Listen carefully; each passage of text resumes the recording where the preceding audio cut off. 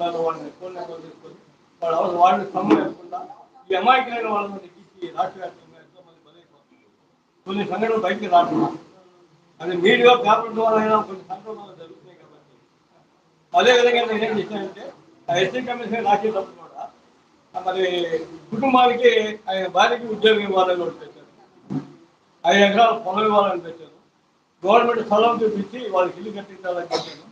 మరి వాళ్ళిద్దరు పిల్లలు కూడా ఫస్ట్ క్లాస్ నుంచి పీజీ వరకు కూడా వాళ్ళకి ఉద్యోగం పెట్టి ఇవ్వాలని చెప్పాను. వాళ్ళ తల్లిదండ్రులకి మరి పెన్షన్ ఇవ్వాలని చెప్పాను.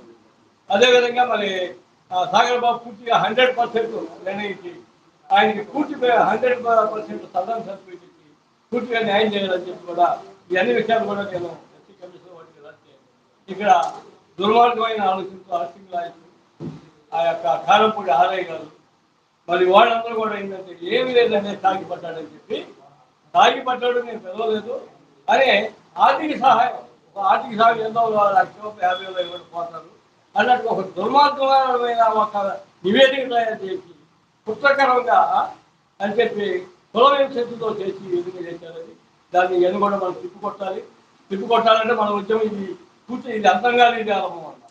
ఇది పూర్తయ్యేంత వరకు కూడా మనందరం కూడా పట్టుదలతో ముందుకు సాగే కుటుంబానికి వాళ్ళ పిల్లలకి అందరికీ న్యాయం చేయాల్సిన బాధ్యత మనందరిపై ఉంది కాబట్టి దీంతో సహకరిస్తున్న వాళ్ళ కుటుంబ సభ్యులకి మరి సోదర మిత్రులు ఆత్మీయులు ప్రజాసంఘ నాయకులకి మరి ప్రజాస్వామ్య వర్గులకి అందరూ కూడా నా యొక్క విప్లవ అభినందనలు తెలియజేస్తున్నారు. గారికి ప్రత్యేకమైన ధన్యవాదాలు. దయచేసి మిత్రులైన టైం పెట్టుకొని మాట్లాడి ఏమనుకోవద్దు.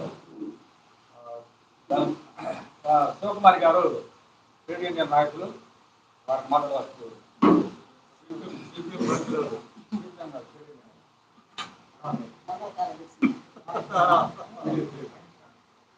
అధ్యక్షుడు కోట నాయక్ గారికి, అలాగే ఈ రౌండ్ టేబుల్ సమావేశానికి అందరికి కూడా సిపిఎం పార్టీ నర్సాపేట మండల కమిటీ తరఫున ధన్యవాదాలు తెలియజేస్తున్నాం.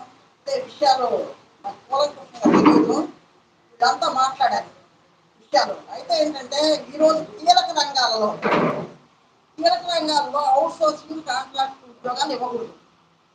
ఎందుకంటే ఒక నష్టపరిహారం రావడం తక్కువగా ఉంటుంది, ఎన్నో పోరాటాలు చేసి తప్పితే నష్టపరిహారం కూడా తీసుకోవడానికి వీలు కాదు. అలాగని చెప్పేసి ఈరోజు కాంట్రాక్ట్ అవుట్ సోర్సింగ్ పోస్టులు చంద్రబాబు నాయుడు టైంలోనే ప్రవేశపెట్టాడు.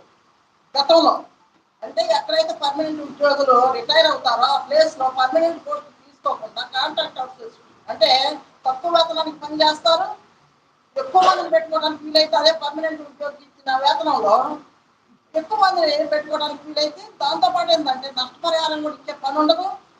ఇట్లాంటి బాధలు చేసింది చంద్రబాబు నాయుడు. ఈరోజు కీలక రంగాల్లో పనిచేస్తున్న విద్యుత్ రంగం, మరి విద్యుత్ రంగంలో ఎప్పుడైనా సరే ఏమైనా జరగవచ్చు.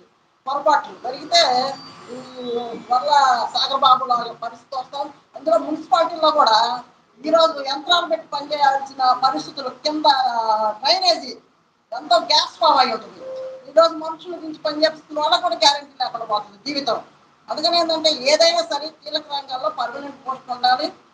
అంతే కూడా ప్రభుత్వం తరఫు నుంచే ఇవ్వాలి. ఏ వ్యక్తి అయినా సరే గాయపడ్డా ఏదన్నా కుటుంబానికి న్యాయం జరగాలి అని మేము సిపిఎం పార్టీగా డిమాండ్ చేస్తున్నాం. అట్లాగే ఏంటంటే ఏ ప్రమాదం జరిగినా ప్రజా సంఘాలు కలగజేసుకుంటేనే ఈరోజు ప్రభుత్వం పట్టించుకోవడం, లేకపోతే చూసి చూడనట్టుగా వదిలేసుకుంటున్నారు. అందుకని సాగర్ బాబుకి న్యాయం జరిగేంత వరకు కూడా మనం అందరం కలిసికట్టుగా పోరాటం చేసి న్యాయం చేద్దామని చెప్పేసి మా వైపు నుంచి కూడా చెప్తూ ఈ అవకాశం ఇచ్చింది అందరికీ ధన్యవాదాలు. ధన్యవాదాలు.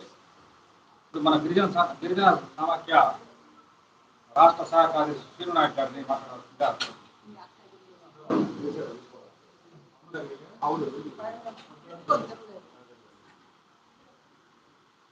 ఈనాటి కార్యక్రమానికి అధ్యక్షత వహించినటువంటి గౌరవనీయ పెద్దలు కోటనాయక్ గారికి, అలాగే ఇతర ప్రజా సంఘ నాయకులకి, గిరిజన సమితి నుంచి పేరున నమస్కారం తెలియజేస్తా ఉన్నాం.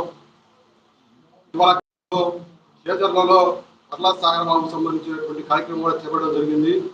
ఆ చేజర్ల కార్యక్రమానికి మేము కూడా ఆ రోజు పాల్గొనడం జరిగింది. ఆ తర్వాత విద్యుత్ శాఖ కార్యాలయం ముందు ముట్టించాలని చెప్పి ఆలోచన కూడా చేయడం జరిగింది.